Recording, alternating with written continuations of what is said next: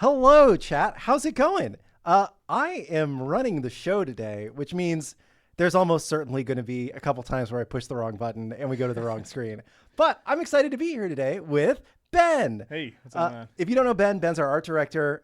He is an amazing dude, been around for forever, done a lot of the iconic gods in the game.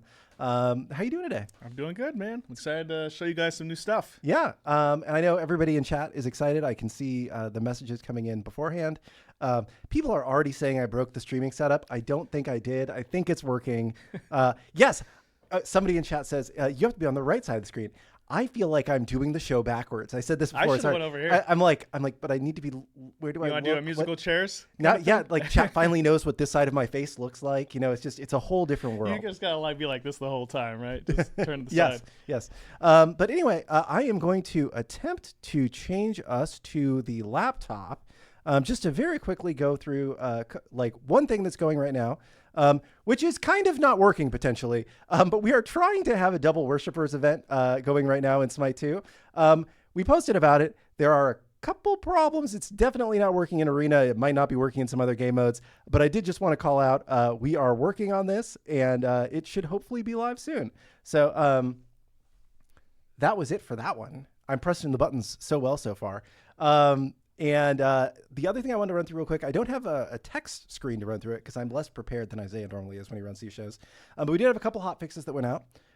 We had a hotfix go out to fix an issue in Assault Bench where players' initial choices are sometimes being added to the bench. We fixed an issue with auto build where starter item upgrades weren't upgrading. And Spear of Desolation and Jotun's Revenge will no longer proc on clones.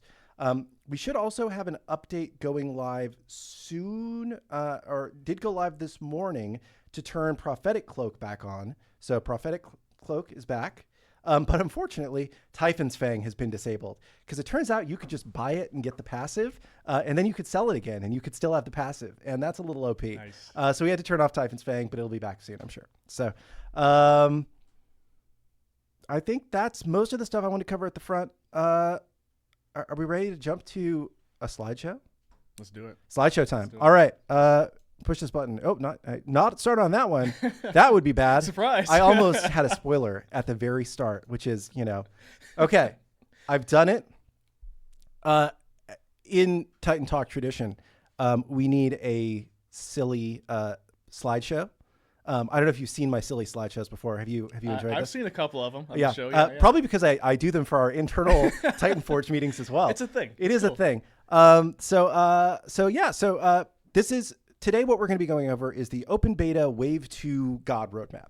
We're not going to go over the whole year. We're just going to go over the next wave of gods. And once again, I'm doing it in a interesting PowerPoint method. Okay, this is the same disclaimers I had last time, but I just wanted to review it again for people that didn't watch the last time we did one of these. Everything is subject to change, right? Making gods is hard. Game development is hard, right? A lot of things can go wrong. We're going to talk about dates. We're going to talk about the specific god order. That can change, but we feel pretty confident in what we're talking about today. We're working on a lot of things that aren't just gods, but we aren't talking about that today. Today is just the god roadmap. The deck is in keeping with the show. It's a little bit silly. I didn't waste a lot of time putting this together. The thing I spent the most time on was making the animated glitter text. I thought it was the memes. Oh, dude, I just have those on lock. Okay. Like, that's easy. And like, as a true millennial, it's full of GIFs. I can't not use GIFs. I don't own the rights to any of these GIFs, and please don't sue the show because we don't have the money to pay for that. With that said, just a general schedule update. So the last time we kind of talked through the schedule, we had said, we're going to be releasing a god a week for a foreseeable future, and we're going to be new gods every so often. But when we announced that schedule, our team was very differently formed than it is today. At the time where we had layoffs, we said that we would keep going with one god a week for as long as possible, but we would be shifting to a god every other week schedule at some point. And as we've been going through the process and figuring out what makes sense and how we can best deliver gods with quality, what we've decided is that Bari is the right time to start this new schedule. So starting with Bari, we'll be shipping a new god every 2 weeks. So she'll ship March 10th in OB5, and the next god will ship March 24th in OB6, and then et cetera. I have another slide that just kind of shows this. We are still committed to shipping new gameplay content every week because we think that that's something that's important. So we're going to be dropping new aspects, new items, something else that's fun to have new things added to the game every week still. And we also want to make sure that we're keeping the right balance between the classic gods that people are missing and all new gods with this new cadence. So a new god is now going to drop every 6th update with 5 classic gods between new gods. And normally we'll basically hit one god from every role and then an all new god, and then one god from every role and then an all new god. So it should be a pretty steady rotation to hit on all of the gods that you all, are missing out on. So with enough preamble, let's talk about who we have coming. First, sorry, this may change again. We will try this. We'll see how it goes, right? Like, we develop our games in a way that's very like community focused, right? Like, that's why we do this show. We talk to you guys 3 times a week.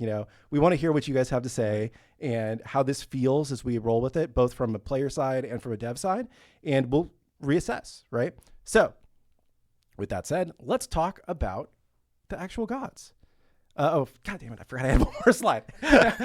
So this is just kind of what it looks like in terms of dates for people that are looking for visualizing that. Like, it'll be new god, new aspect or items, new god or classic god, new aspect or items, classic god, new aspect or items, yada, yada, yada. And then we have an all new god. So that should give you an overview.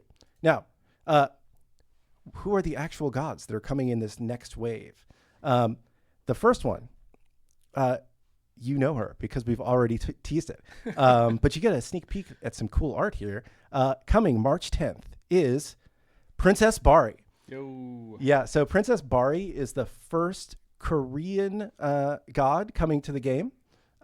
She is kind of like a shaman character. And I know we did a lot of research into traditional Korean garb and tried to reflect both that and her like lore in the gameplay in interesting new ways. Yeah, there's a very unique like hat and like the look of the Korean shamanistic style it's a very specific look, and we try to make sure we knock it out for Bari here. Yes, and when I say shaman, it's Korean shamanism, not like World of Warcraft. Shaman, yeah, right? She doesn't turn to a bear. Yeah. So don't expect that from the gameplay. We will be going over her gameplay on Monday with Pom Pom. So and maybe I'm saying it wrong. Is it shaman? Is it shaman? I don't know. Dealer's choice. Dealer's choice. Potato, man. And so this is Princess Bari coming March 10th. Everybody knew that one, so I'm not going to waste a lot of time talking about her. We are going to look at her model and models for a lot of these gods actually a little bit later. Coming March 24th is Merlin. Merlin is one of the most requested gods by the community, I think. Like, I don't know how much you read the chats, but dude, the Merlin enjoyers are out there. And really interesting god, lots of complex gameplay. I know he's kind of like a challenge from the art side too, with the different stances. With effects, he's like 3x the workload of a normal character. So he's always been like one of the ones we've been dreading once he got on the menu. But people wanted him, so we put him forward. Yeah, and he's been in playtest for a little while now, and we'll talk a little bit more about the model here in just a little bit. Then coming April 7th, we have. I'm laughing at the glitter text. Like you were saying, it was funny, but I was like, wow, it's really there. Cerberus, depending on how you want to say it. Cerberus. We actually talked about making a bear skin for him named Cerberus at one point in time. Perfect. We thought that would be funny.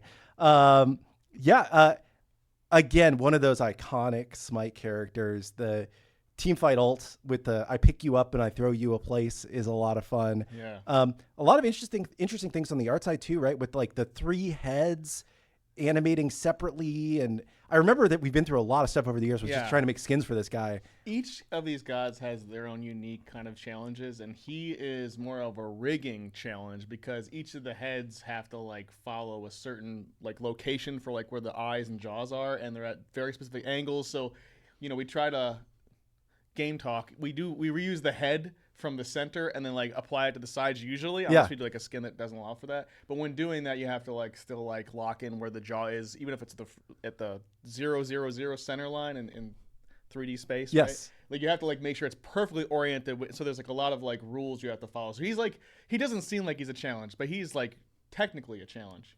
But yeah. Awesome. And then after Cerberus, however you like to say it, Cerberus. coming on April 21st, we will have Kali. Chat has been asking for another auto attack jungler, and Kali is one of the preeminent auto attack junglers. Also, just another one of those iconic characters who maybe got us into some trouble in the past, but I think got to bring her in game. There are some interesting gameplay changes that we are making for Kali as well as we bring her over. So she's got some more plus 1/+2s than some of the others from what I've seen so far. We'll see if they all make it into the actual shipping product, but should be a lot of fun. Then after Kali coming, I screwed up the slide. Coming May 5th is Guan Yu. So I teased that Guan was coming on a previous show. Yeah. I love playing Guan. He's one of my favorite solo laners. And I think, again, like every god has their own tech that goes with him. He's got the horse. Yeah. But it's a different kind of horse than a Wheelish's panther. Yeah. Right? Yeah. So a lot of fun. Cool. And then I believe I have on May 19th, we will have Apollo. The Apollo Creed. Yeah, this is great. This is great. and the Apollo lander. We just had to get a couple different Apollo references in here. This won't be the Apollo you see though in the one on the right here. Yeah, that's old Apollo. Yeah. So we will be showing the actual Apollo. I think he's another one of those. A lot of iconic gods in this group, right? Early Smite 1 god. Yes. With the global pressure, with his ultimate, with the kind of boxing potential with his CC, just a fun character. So excited to have Apollo coming. And then I think I have one more coming June 2nd. We will have a new god. Surprise. It starts with the letter H. That's all we're willing to say yet. We will get a lot more about the new god as we get a little bit closer, but we're not quite ready to give you much more than it's a new god that starts with the letter H. So we will, it's a very cool god. He's very cool. Yeah. I've been enjoying watching him come together. So should be a lot of fun. So that is the kind of quick roadmap overview of who's coming, and we have a graphic for you all to screenshot and immediately post on Reddit, as I assume that you all will be doing. So this is kind of the next wave of gods. Yep. From here, we'll see, we'll reassess, we'll keep going, right? But this is what we're thinking. This is what we're going to be bringing over the next wave. Most of these gods are already in progress or somewhat playable. I played Cerberus in a playtest the other day. I've played Guan Yu. I've not played Kali or Apollo. I don't know how they're doing. Okay. But it's been a good process bringing these gods into the game. Feeling pretty strong about them. And that's kind of the overview of the schedule. It's a good lineup. Yeah, I think it's a really good lineup. I think the hard part about this show is that every person has a favorite god, right? And everybody wants their god to be the next Free god. Jean Kui. Yeah. Free Jean, dude, there are definitely Jean Kui enjoyers here. Maybe a typo on Apollo's date. I think that should be May 19th and not May 9th. So apologies. We'll get that updated. But yeah, it should be 2 weeks after Guan Yu, so it should be May 19th and not May 9th. So apologies, chat. These are some of the most popular gods in Smite 1 and also played a lot at all levels of play. So pretty excited to bring this next wave over. With that said, it's art time. Do you like my art gifts? This is nice. I like the dog with the human hands. Yeah. Well, I mean, how's a dog going to paint with paws? The dexterity, right? Yeah, it's just you can't hold the paintbrush. So let's take a look at some of the models that we have in progress here. So we've got Bari, Princess Bari. I gotta get my head into the world of calling her Princess Bari. Yeah. And because even in the God select screen, she's alphabetized under P instead of B for princess, right? Yeah. So I gotta get my Princess Bari going here. But yeah, Princess Bari. Tell us a little bit about making her and the model and all this. Yeah, so the big thing with each of these gods, especially when you're doing a new pantheon and stuff, the research, making sure you're being culturally accurate and on brand for things. So it was interesting to kind of like look into like Korean culture and like how they did like their deities and stuff like that, and making sure that the shapes, there's a lot of like swirly stuff in the shapes and all that. Making sure we just kind of landed those. The hat was a very interesting thing because like, when I look at that, I'm like, her hat looks a little tall, man. Yeah. And I was like, I kind of want to make it smaller. And I remember we had a really good concept artist, Danny Pack, worked on it, and he's Korean, so like he was like really on brand. Like he like was probably talking to the family, like, are we on point with this? Does it feel accurate? But he was like, you cannot change that hat size. I think Jen Kim also was. Yeah, Jen Kim was talking about she too. Was like, no, that she's hat, like, that is iconically Korean. Yeah, exactly. So like we try to make sure that we stayed true to a lot of those things. But we also try to make it interesting. So we like did a lot of pops of color with her. Like her personality is like. She's like, I think in the lore she was like the 7th daughter to like a royal family, king and queen, and like they like because she wasn't a boy, they were like, all right, you know what, we're just gonna abandon you. It was like pretty terrible, much, right? yeah, the abandoned princess, right? Yeah, right. And so eventually, like on their deathbed, they kind of needed.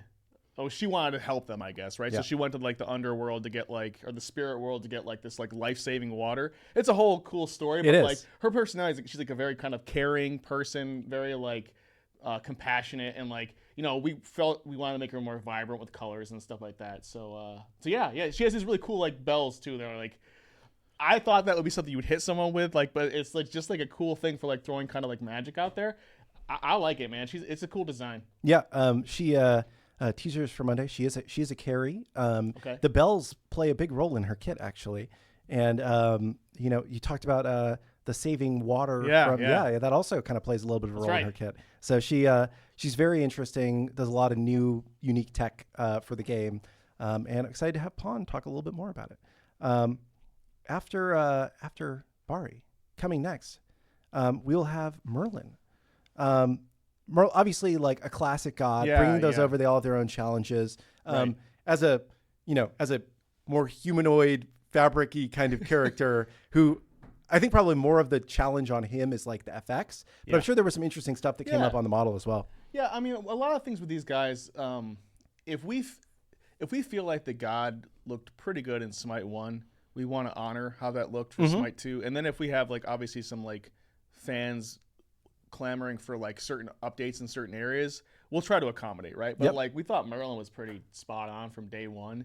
So on the model side, we really just kind of did more of the conversion where it's like we're adding the PBR materials and just making sure it's up to specs for like Unreal 5. So he's just kind of like the Merlin you know and love with just like a fresh coat of paint, really. Yeah, and he is he's maybe a little bit more blue than he used to be. Yeah. Well, so with that stuff, it really a lot of that stuff is like the materials just read in a certain way, right? So like with the blueness, it's like, why not pop them a little bit? Right? Yeah. I think one of the things too with Smite 2 is we're trying to, you can see it with like the UI and a couple of other elements where we're trying to like get a little more, I wouldn't say like modernized, but just like kind of more like there's like an appeal thing. I think some of the stuff in Smite 1 kind of felt maybe a little older or like muted or like not as vibrant as it could be in certain areas. So like opportunities where there's like the guy's got blue on him, like we're gonna try to maybe push that a little bit more, right? But usually it's with like kind of materials. So like I think the reason why it feels the most blue is because like his cloth has more of like a sheen to it, like a satiny kind of vibe, versus maybe just like cloth. You know what I mean? Awesome. Lots of blue though. Lots of blue. No, and obviously still got all the stances. Like from a, is it just like 3 times the work to bring him over with the three different animations, different FX, So with his abilities, he also has like different types, right? So like with him, there's different disciplines on the art section. There's like 7 or so of them. So with the modeling, with the concept side, you have to obviously do all the whole like shebang, right? Like all the character, then his abilities and how those for effects could look to help them out. But like on the modeling side, like you just do the model, and then there's like the I think the fire stance where he has the 2 dragons. Like that's an actual asset that costs a lot, right? And then the effects team is the ones that get the most brunt of the work, because every single time you do an effects pass, each ability is like unique for him based on his stance.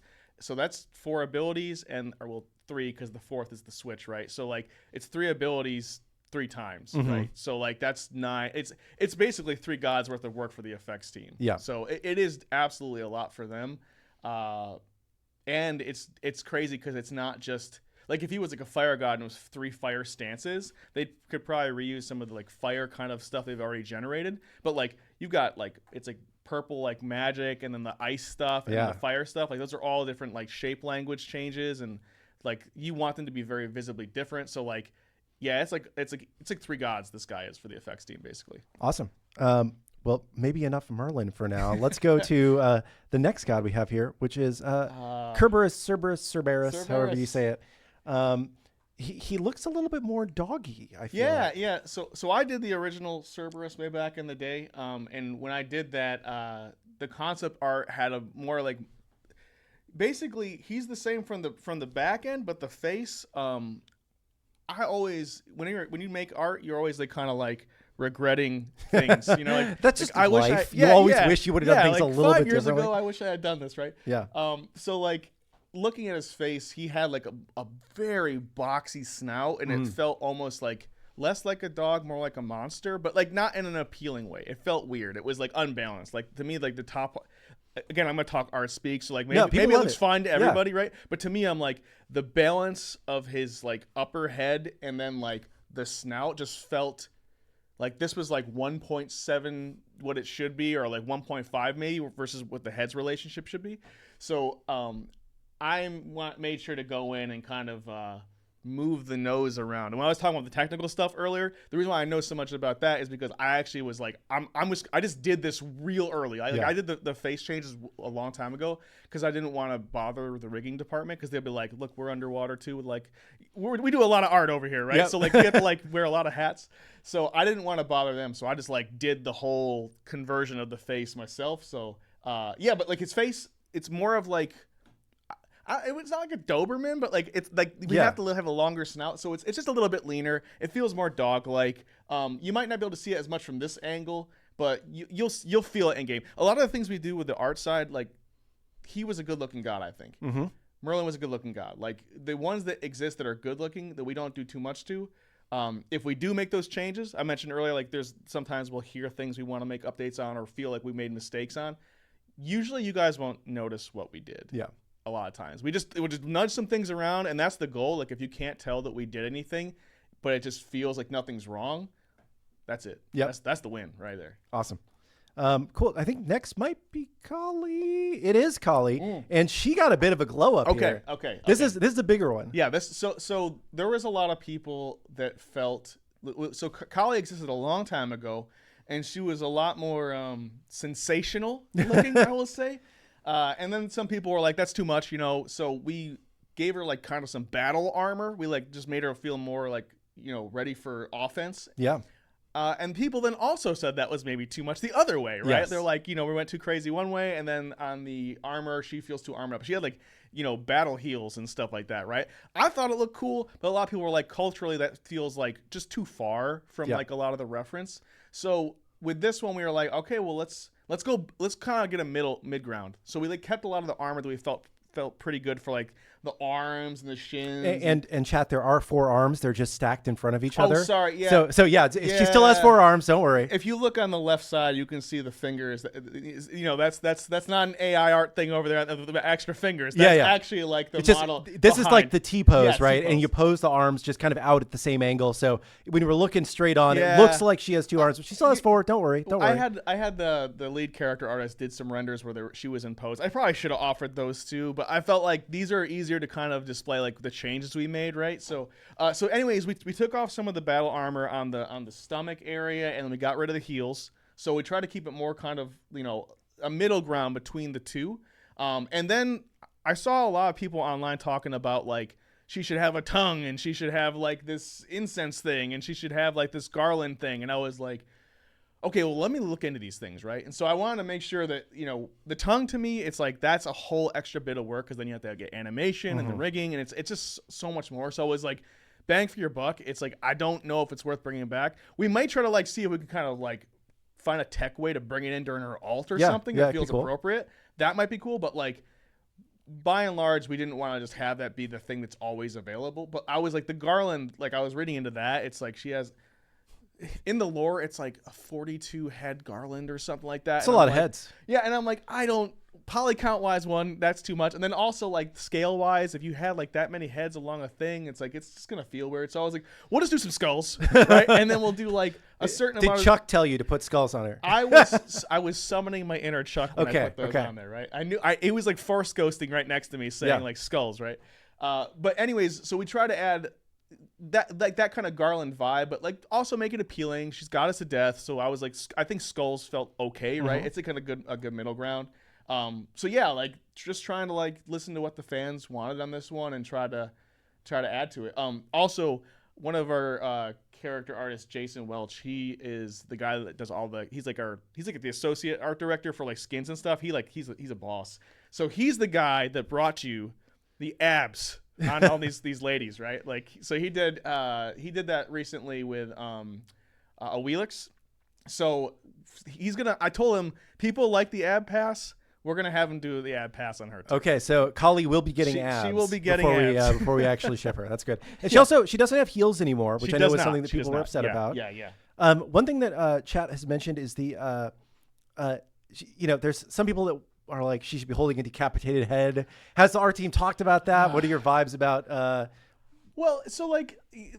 That's the thing, right? It's like I got so much time, man. Yeah, no, I get you. So it was like when I'm picking, like, okay, we can make changes. It's. I guess I didn't add that either. It's like there is always, you always want to keep making more changes, but there's always a shot clock. It's always ticking. You got to move on to the next thing. If we're doing 2 gods a week, we got to be pumping these things out, right? And then there's skins that are coming out, and all sorts of other goodies that we have to work on. So kind of when we make these, I try to prioritize like the best bang for your buck. And we did have the head, right? But like, I think the head was kind of where like the incense thing is. Yeah, I think we replaced it with the incense is part of the ability. It is part of the kit. Right. So I was kind of like going through and I was like, the garland's a must. Like the heels I felt was like probably the third fruit, like low hanging, like most bang for your buck kind of thing. I was like, let's do that. But like the stomach being opened up was like probably the most important. Yeah. So I was like, if we're going to pick some things, because that's like, we had to get rid of a whole thing of armor. And you would think it's just like you just swap a body underneath there, but like there's constructive surgery that needs to be done because you then have to make sure that the rig stays on track and you don't do extra work there. So anyways, that was kind of where we spent our points. And then, with the insensibility, it was like if I put the skull in or a decapitated head in his hand or her hand, it just felt like, well, then where does the incense come from, right? Yeah. And I think I polled a couple people internally that were like fans of Kali, and I was like, what do you think I should do here? And like that kind of just was a thing where it's like, all right, we got to do a whole extra head model. We got to find out how to like work that into the kit. Yeah, work that into the kit, right? It's like once you start getting into kits, I don't mess with kits, man.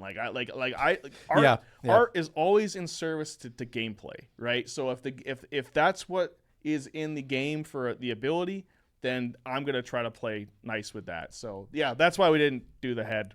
Cool. Awesome. And then next we have... Oh, Guan Yu's horse. I put the horse first. I'm sorry. I put this in the wrong order. This one, we basically stole the armor from old Guan Yu horse and then made a new Guan Yu horse with that kind of armor, right? So, again, you won't notice that it's like anything different. It just feels like a war horse. But if you saw the old horse and you put it next to this horse... That old horse looked like it like swallowed some mutagen or something like that. Like it definitely, the secret of the ooze was upon that thing. It was really just, it was an older model that was like, it just needed an update, I think. Chat sees it. Somebody said it's a horse and not a blob. I mean, the art style of SMITE has changed over the years, right? And so like that was kind of one of the biggest things. I love Guan Yu himself. Like he's actually pretty stylized still, but like.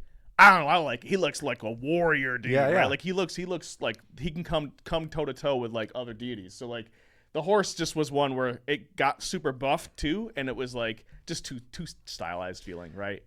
This is a funny question that you can answer as however you wish. Okay. Why is the horse not in a T pose? You know what? Maybe we'll get you a skin. It's Guan Yu is the horse, and then like the horse is Guan Yu. We'll just swap it. I love it. Because that's not how horse anatomy works. I know. I know. I thought it was a funny question. Cool. And then Chad is also saying that horse must be the new H god. Horse is not the new H god, but very clever, Chad. Very clever. Let me good. And then this is actually Guan Yu. Yeah. So tell us about Guan. Yeah, so like it's the same thing. He had a great design. I think one of the things we might try to do, I don't know how far we can go with it, because again, we have to like lock in the animations and stuff like that. But like his hands are a little big, and so like I never noticed that. Until yeah. It's kind of like Realm Royale characters. Yes. Well, the thing you're gonna notice the most is when he's like grabbing his beard and kind of stroking it. It's like you see that giant, like he can grab his own head with his hand kind of thing. So that was kind of like, because we were a little more stylized back in the day, but it is locked into a lot of the animation. So we're going to try to see what we can do to maybe kind of like make them just a little bit less, you know? Yeah. Maybe the head might get a touch bigger. But overall, like this is pretty much what we're going to work with. We just, try to port it pretty well and make sure that it stayed. There wasn't a lot that needed to be changed in this guy. I think he's a really cool looking god. I've always, I know he's not like, he's like a Dynasty Warrior dude, right? It's like there's no like crazy. I think there literally is a Guan Yu in Dynasty Warrior. Yeah. Like he has a certain look that you have to keep. If you're doing Guan Yu, we just do our own version of Guan Yu. It's not going to land, right? Yeah. So like he's one of those ones where like his design's kind of like traditional. Yeah. But like it's just cool, man. Like I really always liked him a lot. So I didn't want us to change much of anything on this guy except just getting some really nice pops in the materials and like getting the green to feel good versus the gold and stuff. Awesome. No, I think he's looking great. I don't know if I have another one. I do have one more. Yeah. For Apollo here. Apollo, he's looking real good. I did the OG Apollo back in the day. The classic. Yeah. And again, it was back in the stylized era that we were kind of working on. And it's one of those ones you always look at and you're like, oh my God, the shame I have brought to my house, like with this model. And so along, probably about like, I don't know, it was maybe 2019 or there was a couple years back. Wow, a couple years. It was like 2025. Dude, time flies, man. COVID has messed my brain up, dude. Completely. Like, and also just like the older you get, like the it all that was a blends. couple years ago. Yeah. I was talking with my wife about like, oh yeah, this happened a couple years ago. She worked at Hi-Res a while ago. Was 8 years and it was ago. like, no, that was like 8 years ago. Yeah. So this got an update in SMITE 1 to feel again more kind of like along the style of the rest of the characters. And we just wanted to make sure we brought that over. We tried a couple of things that we wanted to like see if it was worth updating with him, like his hair and stuff. We were like, should we make changes? But like we just felt after like going down that path that this version that was pretty much how it feels in SMITE 1 just felt good, right? Yeah. So, we're just kind of like bringing him in and making sure like all the golds read and stuff. He's going to have his alt, like the horse and the chariot and stuff. So yeah, it's pretty much the same vibe from the SMITE 1 update. Yeah. I think he looks solid though. Like, I don't know. I feel like these kind of humanoid characters with a lot of skin showing, like really kind of show the material upgrade, right? Because he always felt like, I don't mean he felt like a toy, but kind of plasticky in SMITE 1. So in SMITE 1, like I'll get a little more nerdy again. Like you have like limitations on materials and stuff like that, and like there's things like there's subsurface scattering is the thing where basically if you put your like finger or your ear up to a light and like you can see the light going through, but it like makes your finger look like the ET finger. Yeah. It's like super glowy and kind of like red, but like white, yellow on the inside kind of thing. Like that is all how light refracts inside of a subsurface scattering inside the surface scattering about, right? So because that area of your like fingers, for instance, the fingertips are like less dense than kind of other areas, it allows light to pass through. So anyways, that's nerdy stuff, but like that's hard to achieve in a way that looks good in like Unreal 3, right? But in Unreal 5, like that skin material is its own shader. Like we're like, okay, we're just gonna like have a skin, like Unreal 5 comes out the box with like their own like metahuman package, and like they have like the most amazing materials for like eyes and like skin. Yeah. And so we just kind of like did a modified version because when you go into like that, they're probably a little bit more expensive. We're a free to play game that's like super fast and like things are happening all over the place. So we try to like tighten the belt a little bit and making sure that you only have what you really need to make it look good. And you mean in terms of performance? Yes. Yeah. And also like it's not a first person shooter. I'm not gonna like, get like a sniper scope and have to like look at every single like bit pixel of your face. Yeah. So we try to like moderate based on performance and kind of the camera angle of what will feel the best. So anyways, yeah, it's a different shader. Yeah, So it looks good. It's gonna look good already. Yeah, right? everything looks great. Yeah. I think all these gods are looking great. I think, great work to you. The crazy thing that's awesome is Justin Miller, our lead character artist. He's been working on this master. There's a couple of people along the way that also have worked on this. Tim Reed also worked on this a while back. But there's like a master material now. Back in the day on Smite 1, it was like the Dark Ages, man. Every time you made a new character, you made a new material. It was madness, when I say making a material, it's like you have diffuse, normal. You have the normal map, the diffuse, the specular, the gloss. It's kind of how the specularity is either broad or tight. There's a lot of things like that, right? And you had to build those nodes. A node network is basically you have these inputs, like a number value that would go in, or a texture thing you put in that you would put into the normal map slot. You would have a texture map, which is the normal map, into the normal slot, which would help build the shader, right? That's a lot of work over and over again. It gives you a lot of freedom to kind of just make anything, right? But at the same time, not performant. Yeah. Very bad. Very, very bad, right? We would have tons of performance stats that would come to us, and I will admit, on the character side, we were like, what is this graph? I don't know what this graph means. I just make things look good. If someone yells at me, I'll change it. But this graph is okay, it just looks like a graph, right? But learning later on, that was not the best way to do things. So on Smite 2, to be more performant and just kind of optimized, we were asked to make the frame count be insane. They were Travis 120 frames or something nuts like that. And it's dude, and we were getting 30 at the time. I was what are we gonna do, right? So anyways, going to a master material. I know I'm just going off in the weeds now, but no, it's cool. So now we have a full master material, and some of them are unique. I think Ymir has an offshoot of that because he's made of ice and stuff. So any characters that have translucency that's not skin, ice or like Blobmere or something like that, it's kind of see-through. They kind of have a little bit of a different offshoot of the master material, but everything's off master materials now, so it's super performant. Yeah, and it's all going to be consistent. Yes, that's another thing, right? There was a lot of wild inconsistencies. Gold looks like gold wherever it's gold now. Right? Gold was one that was always tough in Smite 1, from thing to thing. Yeah. But awesome. I think this is great. I don't think I have another slide. I think my last slide is just Graham saying I hope you all are happy. But I'm gonna turn off the slideshow here. But I do have one question that kind of has come up a couple times from chat. So I want to go back to this. Yeah. Apparently, I don't know anything about Guan Yu's lore. Sure. But apparently, the sharpness of his weapon is an iconic part of this character. This or something. Looks really dark, so people are doesn't look sharp. Yeah. Okay. Is it going to look sharp in the game? Yes. Okay. It'll look. So this is an angle where so there's things called FOVs, focal views and stuff like that, field of view, So basically because of the FOV of this, the weapon's feeling a little kind of thicker maybe than it should. It is a thick weapon. Don't get me wrong, but the angle, the perspective is part of it, but also the light. We kind of put the light mostly on Guan Yu himself, and because he's in T-pose, the weapon's off in outer space basically, and the light's not kind of shining on that. So when he's moving around and the staff is up and stuff, it'll feel much better. And there's things we can do if that's really critical. It's good to know. I didn't know that about the lore, right? So I'll make sure chat informs me new things about the lore. Oh no, y'all are great, man. Please keep giving these cheat codes to us all day, man. So what we can do is we can probably thin out the actual blade parts to touch. And then we can add a nice specular kind of highlight along that blade edge, so it feels really polished and really sharp. I'll make sure to add that note in. Cool, awesome, thanks everybody. So I'm gonna switch back to our cameras. If I push the right button, did I do it? I did. I pushed the right button. Look, we're on camera again.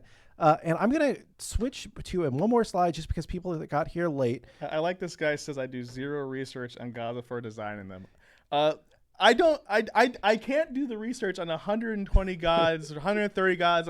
There's so many, right? I try to do my research. And usually the way the process works is the design team will be here's the things that we should be focusing on. Yeah. And then you do a little bit of your own research. Absolutely. But when we're going back to the old ones, might not do a day of research before we start working. No, I mean, like I said, it's good to know, but I don't think that I do research, but at the same time, I can't.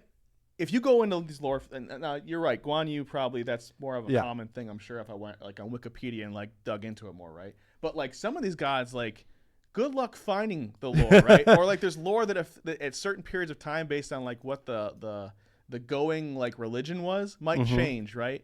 So there's a lot of like variance there, but I'll tell you what, Jotun 873, I'll do a better job. All right, I'll do a better job. Okay, and then I'm going to go back to the laptop for just 1 second for people who missed it, just to kind of recap. We did have the gods that we covered today, the roadmap. We will have Princess Bari coming out March 10th, Merlin coming out March 24th, Cerberus coming out April 7th, Kali April 21st, Guan Yu on May 5th, Apollo on my quickly Photoshop update that was nice. May 19th, and the next all-new god coming out June 2nd. So lots of fun stuff to look forward to. Obviously using just the straight-up SMITE 1 art here for all of these gods. So I'm sure that the 2D stuff will get an update too when we get to that part. Yeah, so I'm looking at these. I'm definitely Merlin's dope. Cerberus is dope. Guan Yu, maybe something with the horse. That horse face is looking real intense. I never looked at it. And it's even got like smoke coming out of his nostrils. Yeah. It's more like I mentioned earlier about Cerberus's like snout to like head ratio felt like big. I feel like when I look at that mouth, like the mouth feels really big. Yeah. Like, so maybe an adjustment there. Kali's definitely getting an overhaul because of like the new updates with their like armor and stuff. And I'm definitely going to touch Apollo's face. Yep. Yeah. Cool. Awesome. Well, I will pull us away from this now. And for the rest of the time today, we got 17 minutes to take questions. The hot seat. Yeah. Okay. So let us hear, chat. What do you think about the gods today? Any questions? Art questions in general are great while Ben's here because he can answer things in a way that I cannot. Yeah, we can. People want to touch Apollo's face. That's good. They're picking up on it. It's just that, like, in the car, like, when I see like, the car, I just see, like, a big swath of, like, form changes could happen there. It's very, if you squint, right, it's like a lot of the face kind of, like, bleeds into itself. Yep. Let's see. This mic is, no, it's that mic. Oh, that mic is in the camera. Yeah. Better. Hey, success. Look, guys, come on. This isn't my normal gig. I don't know how to do the show. You're doing great, man. I'm doing my best, okay? All right. Let's see. Good questions here. One day without Isiah and it falls apart. You're right. Weekly skin releases or sticking to 2 weeks. I know all of the skin content will be in the update that drops every 2 weeks. Like we won't like have a patch that includes the new skins, but in terms of whether we're dropping things all on the first day or we might drop some in the second week, it's going to kind of just vary from patch to patch. Like things like classic skins and cross-gen skins and stuff you guys have been waiting for, we're more likely to just drop on day one. Yeah, we don't want to hold. I mean, like we want to get you guys this stuff, right? So like in the past, we would like have to hold it, and then like now that we have a better patch cadence where it's just faster and more just aggressive there, like why hold this stuff? Yeah. We want you guys to have these skins and like enjoy them as fast as possible. So as soon as we get them done, we try to pump them out. Yep. Do you know that chat loves you? Thanks, man. I appreciate it. Let's see. It's very different. I have to look at this angle. It is hard because harder. it's so fast. It does. It like just moves. I think the mod's even put on slow mode, and even still, it's just like they're asking for the Alani flavor check already. I'm the only one drinking an Alani today. I have a pink slush Alani. Have you had like this cherry lime? The cherry twist is good. The bomb dog. Yeah, cherry twist. They didn't have it today, so I just went with the pink slush. So, and what are you drinking today? Just water? Oh, just water in a Starbucks cup. All right. It's probably better. Keep it healthy, right? Ben is like a fitness dude. Like every time you are like on a call with Ben, he's like walking on a treadmill at the time that like he's working and talking to you. Like because I'm old, so I have a daughter who's amazing, and I spend all the time with her. But then when I'm not there, I'm usually doing art. Like, I'm usually like in the wee hours of night, I'm always doing art. Sometimes I'll play some games, but like I don't have time to like exercise as much as I'd want to. So work is where I do that for the people hate me. The treadmill is always going. It's like annoying to people. But do you work with a sweatband on? No. I do. There's a question. Are collab skins definitely not a possibility? I would say I think they are still a possibility for the future from a business development standpoint, right? We have a lot of people that are interested reaching out about doing stuff with us.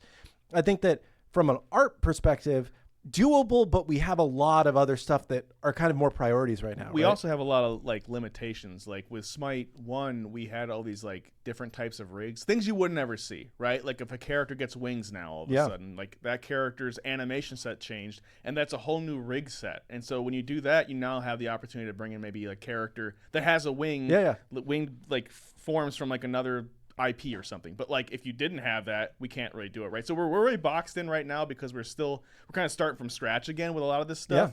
But I love doing. They're fun. Like if the minute these guys are like, hey, we got someone on a call and they want to do stuff, I'm like, let's go. my goal is always to try to, like, if we ever do a crossover, try to make it the best version of that thing for of all like pop culture. And I think just another angle of what you were talking about is that, like, I think one of the things that made it work so well in Smite was because we had 130 characters that all played differently. Yeah. And it was, I don't want to say it was easy, but we put a lot of work into it, but like figuring out what God's kit Geb Optimus Prime, his ability is called Rollout. Yeah, it's perfect. Transformer right? Rollout, let's go. But we put a lot of thought into figuring out like what God makes sense for each character and how we can line up the kit to be faithful to what they do. Yeah. And when we have a smaller roster, maybe we don't have the right God for the crossover that, you know, we're looking for. And it's like, well, then how do we prioritize? You know, obviously things like the Monster Cat Battle Pass were a little bit easier and that we could be more flexible and just let's make cool looking stuff with cool music and roll with it. Yeah, so depending on the IP holders too, it gets crazy. Like when we did the Transformers stuff, we talked to Hasbro, and then once we did like the actual the recolored versions, which is the OG classic cartoon versions, we had to like hit up a whole different company that was the original IP holders of Transformers. I think Toei? Yes, it was something like that. It's something. It's definitely a TO something, but like they were like. So Transformers was like, you can make some updates to like the more modern ones, but when we went to them, they were like, we went to the older the classic ones. They were like, this needs to be exactly how it was. Like they were way more rigid than the other people. I've heard stories of we haven't worked with Games Workshop, but I've heard stories of working with Games Workshop. They will like send you the model, like the physical, like here is the this is Space Marine, and it must be this. So it's definitely interesting the way that different rights. We have to take care of other IPs and treat them with the best dignity we can. For sure. And some people get a little more like tighter on those things. Possibly Takara. Is that right? Thanks, Chad. Good job, Chad. Yeah. It's really like old, like 1980s level, like before Hasbro bought into it. I think that's probably Prism, but with a weird spelling, says more lore-based skins and less pop culture, please. I don't want Smite 2 to become Smite 1. I would say historically, from what we've seen, nobody buys the lore skins. And as a free-to-play game, we have to sell skins that people want to buy in order for us to keep having a game for you all to play. So I understand the like lore enjoyers who are like, hot sauce Poseidon kills my immersion, you know? And I get that, right? Like I get that it's not a god, but that's the kind of skin that people want to buy. And it's our job to do what players want, right? So and what players want, like universally, like we have to be we have to be fair to everybody, right? Yeah. Oh, it's your actual name. I'm sorry, I didn't mean to make fun of your spelling of prison. That I was just trying to. I try and interpret people's names as I'm talking sometimes. So, Bride Thor, classic skin. That's one, right? I mean, like obviously we've had like a bridal outfit, but it's based on some lore stuff. But yeah there's one. Yeah, that is a good lore skin that is also fun and people want to buy. Right? That's the thing I would say. Fun. Yeah. I just want to make sure people are having fun when they play the game, right? And so like what defines fun for one person might be different for another person. When I see the hot sauce thing, like we got like Jason and we were playing the other day. Dude, that hot sauce is so good. It's the voice pack that gets me. Yeah. You know? Yeah. It's hilarious, man. This is specifically speaking about Kali. This question is, do you think the incense could be covered in a skull or skull shaped if you wanted to go back to it? And then the other part of it is, and for her card art update, could you put her tongue sticking out there just to show that that's part of the character, even if it's not in the model? So I think, I mean, if that's what people want, I think that's something we could definitely do, right? Like we can make the face, I mean, like it's like spot on, straight on shot to her face, right? Like with the cards, we try to like, we try to deviate a while back, and we were seeing like that the fans were kind of like, it didn't feel like their card art. So like, we're trying to stick more on brand, but like if that's what people want, That's a great shot. We can do that, I think. Yeah, and give it's a it good idea. We'll try it at least. Yeah, right? we'll give it a shot, and we can at least like dial it back if like people are like, no, Yeah. only one dude wanted to like. Yeah, this tongue, right? it's hard with chat sometimes because sometimes you're like, chat really wanted this, and you look back at chat and it's like there's one guy who's been asking for it over and over in all chat. Yes, it's like, yes. But no, I think that the tongue is part of Kali. Yeah. Like, I get it, right? I mean, that's a great point. It's like if we can't do it in game because of technical reasons, let's give it to you in other ways, right? And if we can get the tongue into the model, then we can do a Gene Simmons Kali skin, and then it just sells itself, right? The heels have to come back though. Yeah, the heels would have to come back. Unless there are no Kiss fans in chat, which is probably likely because they're an old band. But with the incense thing, there might be an option. I mean, right now we'll probably leave it as is because again, we got a mountain of these characters to go through, you know. But like, I could see like the top of a skull, like being the top of the incense thing. That could be cool. The bottom of this like jaw, right? Yeah. Being the bottom kind of thing attached to like that thing. So there might be a way to kind of mix it, but it may be something I sneak in later on. Yeah. These are like side projects that I try to do sometimes, like the Hades, like the Hades, the Biden. You were telling me that people wanted that, and I just did that on my own at night one time and brought it in. So maybe that might be a side project. I might maybe if you feel like it. Yeah. You know. There's a design question that Kellen says whoever does the voice packs is probably very handsome. He's amazing. He is amazing. I've heard good things about that. I heard his man. birthday was yesterday. Oh, was it? Yeah. Oh, happy birthday, Kellen. Yeah. And Kellen's probably going to be on next week. If y'all don't know Kellen, Kellen's our audio guy. He's great. He has an F7, or what's the Don't Surrender? What's F6, F7? F7's Don't Surrender. He has an F7 tattoo. That's how committed he is. He's wild. Great. Sorry, what was I going to say here? There was a question about Kepri currently only shreds, I believe, physical protections with his 2. Has the design team thought about doing it a different way? Somebody brought this up on a Titan Talk previously. I asked the design team, and they think it's still good for gods to have different utility and not just be always good. So they're happy with that ability, just shredding physical protections from now. But, you know, things can always change in the future. But they think that, like, it's cool if gods have their own niche and don't just do everything all the time. Let's see. You probably haven't even thought about this one, but I just saw this one pop up, and he's one of my favorite gods. So, Kronos. Oh, yeah. The design of that character, are you pleased with it? Is that one that you think you would change more? Or is it just like, because he's an early Smite 1 character, one of my favorites. Yeah. It's like some of these ones we took some liberties, right? Yeah. He's like a clock man, right? Yeah, like I love it. And that's the thing. That's what people now, like, that's our version of him, right? Yes. And sometimes, like with Guan Yu, right? He's like, we want to make sure we respect, because there's so much that like people that, if I know Guan Yu, it's like the Dynasty Warriors looking Guan Yu kind of guy, right? It's always like that. Romance of the Three Kingdoms, like games like that, he's always the same vibe, right? Kronos, you know, like Time Dude, you don't see him as much, right? And so usually when we see those characters, we take some liberties, right? Janus is another one like that, right? Another iconic one, right? Like Scylla's another one, right? So we make it like, so we try to like, when we have the opportunity, like we always try to respect the lore and stay true to that. But like when we have an opportunity where there's like, you look at the lore and it's very vague, or there's nothing there, or like there's not a lot of representation in like pop culture. This or god like, only looks like this. Right. Like we try to take some liberties where we can, because we also want Smite to be like our version of that god, right? We don't want it just to be like just full lore head. We want to make sure it's like a little bit of appeal is mixed in when we get the opportunity. We're all I'm an artist, right? I'm trying to like make some art and like do something that's like cool and inspiring to people. And I want it to be, when you go on Google, you know, that if you type in Kronos, our version of Kronos pops up. You know what I mean? Not just like some. And it does for a lot of gods, right? Like Ratatoskr. Exactly. And it stands out, right? So with Kronos, we took those liberties because, you know, again, we were just trying to like really land on the time theme. When you see that guy, you know he's the god of time and stuff. But I don't, now that he's been like locked in and that's who you know him at, you can't really change it. So I think there may be some things we'll try to do with him, like maybe update like some of the cloth, make the patterning more interesting, and like maybe his face could like have a little bit more of an update, you know? Maybe the hair for sure. But I think the overall vibe, go ahead. No, and I'm just gonna say, and my favorite Kronos skin. Most people will say 64? Kronos 64. No, the Father Time Kronos, where he's like old man that turns into a baby. For that. That skin will almost certainly never come over to Smite 2 because some of the voice lines I think would get us into legal trouble nowadays. So there's a lot of skins that are not palatable. No, it's not nothing about palatable. It's just I think we might have used some copyrighted stuff in the voice lines for that skin. So maybe we shouldn't do that. So anyway. Yeah, I don't think we're gonna. Kronos would probably stay pretty much true to Yeah. what you know, but we'll take some liberties to make them better. I think. Cool. Question from Ben. I think this is a fair question.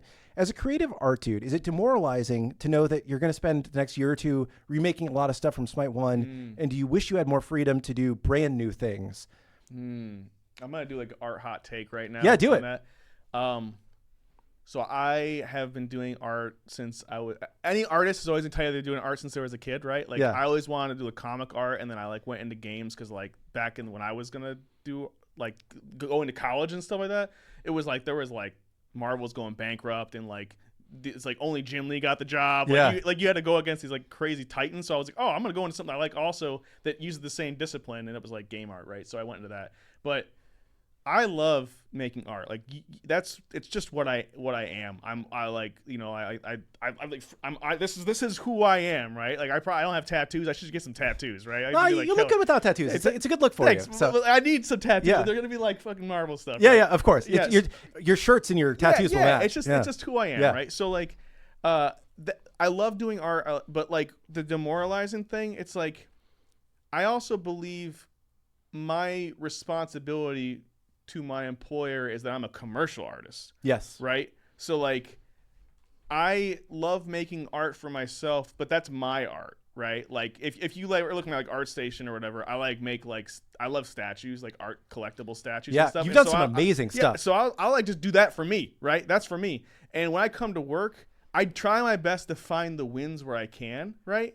But like my job is to make sure that I make you guys the best stuff I can with the time that we have available to us under the resources and limitations we have. It's a very like there's so many things we have to consider when making stuff. So like I can't just make it be about like what I want all the time, right? It's about making sure I respect and honor what the game is and what the fans want, and then making sure that like I'm kicking ass for the company and stuff like that too at the same time, right? So but I do, as long as I fulfill those requirements, then I'm like, let me make some cool art. Like, lately I've been like having to do so much more art because there's less meetings I'm having to be in and like having to feel like I love that. It's great. Yeah. Like, I have so many fewer meetings now. Yeah. Like, I mean, like there's so much work now that's piled up, but like, I mean, you should record me sometime when I'm working. Just come through with like a candid cam kind of thing. Like it's the weirdest thing. Like I like jam out. Yeah. Like, I'm like this, half the time my eyes are closed and I'm like sculpting and stuff, and like my hand stays steady, but like you look like I'm like just like a DJ or something like that, right? But like I get into it. I have so much fun. So like even if it's like stuff where bridal, I don't like Bride Thor. That's not my your cup jam. of tea. Yeah. But if I was to make that, I would make sure I made the best looking Bride Thor I could make, and I would have as much fun as I can with like the cloth, like doing cloth folds and stuff. Like find the wins, right? Yeah, no, dude, I get it completely. That's an amazing answer. It reminds me like this. Chad's not going to care about this, but just this is me like feeling what you're feeling. Yeah. Like in my youth, I was a newspaper reporter. And okay. And I covered a lot of like politics and like that was kind of my business. And like I've met like Sarah Palin and a lot of like big politicians from back when I was a journalist, right? Yeah. And my editor gave me a story one week that was like, I need you to cover this crab feed. And I was like, you want me to cover a crab feed? She's like, yeah, it's important. I'm like, I'm going to make you cry reading about this crab feed. I'm going to do my best job making this amazing because that's what my job is, right? Yeah. And I totally get it. I understand the feelings there. And yeah, dude, great passion. Okay, it's 2:00, which means we have a tradition on the show, which is one more question. Let's go. So you can pick any question that you want. All right. I will pick a question that I want, and we'll just answer one more each, and then we'll wrap it up. And so far, I have not broken the show. This is incredible. I want to thank chat for putting up with me pushing the buttons today. And we'll be back on Monday for running through Bari's kit with Pawn to talk through how she actually plays. It's incredible. She's got so much neat stuff. We showed the ambassadors yesterday, and I think they liked where she was, so it should be good. I'm going to pull up the laptop again, just 1 second while we're letting some questions filter in. So if you missed it, you're late to the show. This is the God roadmap that we're working on. So if you're wondering if we talked about any of these gods, these are the gods we talked about. You can go back and watch the VOD. And the last thing that I wanted to add real quick is that I believe that that Inbound Bobby might have a special esportsy announcement later today, potentially. So maybe check out his stream or Twitter or whatever. So yeah. I'm trying to find a good question. Scarlett, stop trolling. Oh, Killing me, Scarlett. Trying to get me in trouble here. Let's see. oh man. Yeah, I know it's hard to pick a last one, right? There's like ones where they're asking about like nerdy stuff, which is like not SMITE stuff, and I'm like, that's not fair to the SMITE community. Yeah, it's like I know I have to but give I a real want to, question. you know, I have like, to give a real question. yeah. Oh, okay. This one just popped up. Hey Ben, can we submit our own ideas for skin concept art? I really, really want to draw an Undertaker-esque skin for Parents Committee. Dude, that would be sick. So like, And like when the coffin opens, I need like a legally distinct pallbearer, like trying to get him to come in. Like, dude, I'm down. oh man. Okay. So what I would say with that is, we always check the comms and like, you know, Reddit, and like Twitter, all that stuff to see. And we used to have an art show, you know, like back in the day, we would like, there's nothing stopping you from doing that, right? Like show your love for the game, right? Like make some cool like concept art. But like in the past, we've seen things that like would get like a lot of like likes and upvotes from the community. And we're like, people really like this. And it's like, I mean, anyone can make a concept, right? As long as you have enough skill and it looks appealing. If the people want that, maybe we put it in the game, right? We've done that in the past, and we even we have done like contractual stuff where like anytime we bring something in the game, we reach out to the creator and we're like, hey, can we work something out, right? So I'd say if you're interested in making skins for the game, like knock yourself out, right? And just make sure you put them on places where we can see it, like, you know, on the socials, and like tag us and add us and all that stuff. And then if we see it and the people really are into it, you know, maybe it could become a thing. Yeah, and we have bought a lot of concepts in the past, and we do pay people when we buy their concepts. It's not like you just put your concept out there and steal your idea, right? No, we do pay people too. So, yeah, and this the questions led to a lot of discussion about WWE crossover when, and so I'm going to take that as my question. Okay, cool, because I have some old lore about this, which is kind of fun. So if I don't know if you guys remember.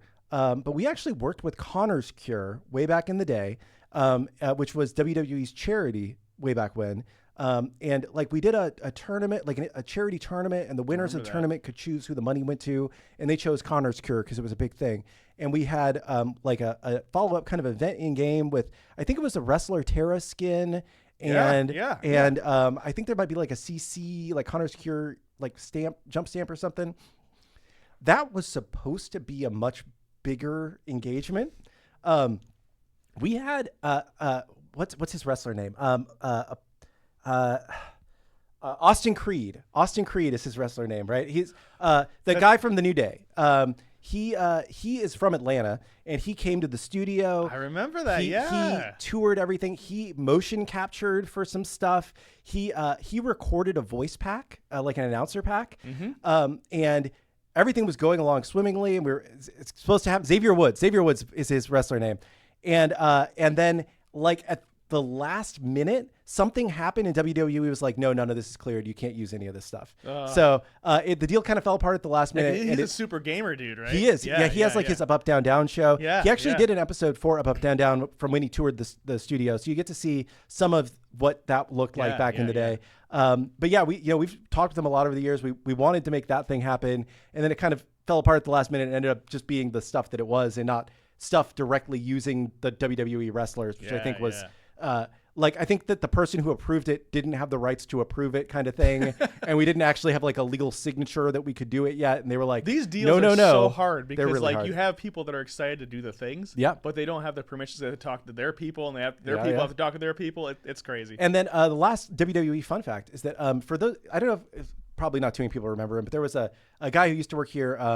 I think he went by Ryu, but he was like the brand guy on SMITE 10 years ago or something like that, maybe not that long. But he actually is the WWE gaming guy now. Yes. So so we do have a connection there. Maybe we could hit him up again. Yeah, Richard. We can see if Richard is down to do something. But just a fun WWE stories to close the day. So we'll take one more from Bobby because he has a question for us, and it's what's your favorite Marvel movie? Oh, a Marvel movie? Oh, snap, man. I know it's hard. Now you got me like going, man. While you're thinking, go for it. I'll say like I really liked Logan. I didn't think I was gonna like it, because like Wolverine's my favorite. X-Men's my jam, man. Yeah. Like 90s X-Men. But like, I hated the first Wolverine movie, man. I was like, are you kidding me, dude? Yeah. Like, you know, with like the whole like Wolverine origins and like Deadpool's like this weird thing with a mouth and blades, and I'm like, I can't do this, Yeah. right? The second one got better, but like that third one, I was like, oh, here comes another one of these. You got my money because I love you. You know, I got to keep funding this stuff. But then like I have a daughter, and like you know, before you have kids, I'm just like this stone cold, like just like I have no emotions kind of guy, right? Not, for better or worse. Yeah. But like, man, I was in the back seat, like, 'cause I watched it by myself, right? But like that movie was just amazing, and by the really end, good. dude, I was just bawling. Yeah. I was like, the most emotions I've ever had like watching a movie was like, I'm like, really, Logan? That's what did it for me, right? It was incredible. Though. It's a really good movie. Yeah. Like I like a lot of the like the early Marvel stuff. I like a lot, but like that movie, man, just hit me at a different level because it was a personal thing, right? Yeah. But yeah, I like that one a lot. That's a good one. Yeah. My answer is much less motivating now, but I was gonna say I really liked the first Captain America movie. Captain America. Probably Winter Soldier. No, the first one. Yeah, first Avenger. First whatever. The first Avenger. Whatever. Where he's like, I don't know. It's like this cool historical drama thing, and like I don't know. It's just like I was really vibing with that movie, and I got super into it. So I do like Winter Soldier. That's a close, Winter Soldier's really that good one's too. really high up there. That was dope. Awesome. Well, hey, chat, thank you so much. It's been a great day. We'll be back on Monday with more fun stuff. And thanks to Ben for coming on the show today. Oh, Into the Spider-Verse, too. Spider-Verse is real good. That's sick. I haven't seen the second one still. So it came out like right after I had my kid, and I was like, I can't. Nah, you can't watch that, man. Yeah, it's on the Sony Pictures streaming thing. So yeah. Anyway, awesome. I have to find the outro button. So give me 1 second. All right. Thanks, everybody. Have a good day. Bye-bye.